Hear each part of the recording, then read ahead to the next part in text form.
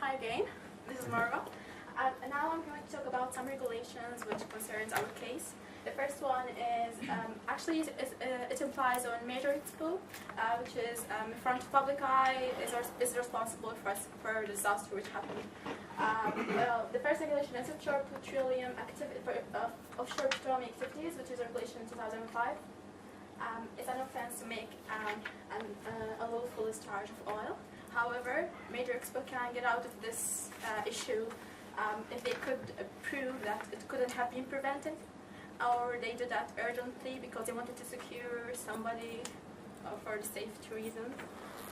But it doesn't really matter in our case because we're really concerned about deep water. The second regulation which concerns us is duty of care, which is a common law.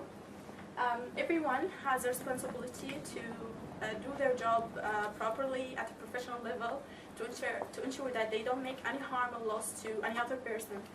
If that found to be breached, then the supplier or who done the job has to compensate the victims for what they did. There is a case about this which is called Basil Snail case, which was that lady who was sitting in a cafe and she had a ginger beer, and after she had a bottle, she found this. After she finished her bottle, she found a snail in the bottle.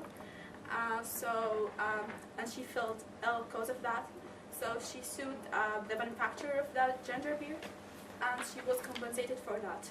And in our case, Major Expo expects us to provide that we provide them with a good software,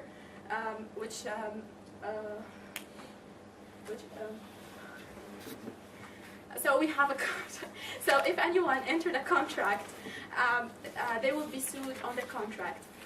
In our case, every software has a contract, and there must be an acceptable error in each software, which will be explained later by my colleagues. Now let's move to another law, which is one of the internal issues of the company, and we should be aware of, which is the defamation law.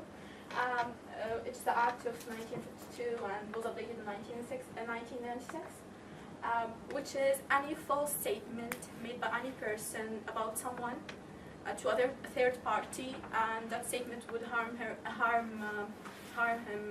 in any way, It could be spoken or written, published, called libel. And the person who claims to, in this case, sue, could not just blame Justin for what he did because he did a whistleblowing on Facebook and blamed her for what happened. She also can sue the company, which is the deep water. Because usually they run after the person who has got the money, usually they sue the companies because they got the deep pockets.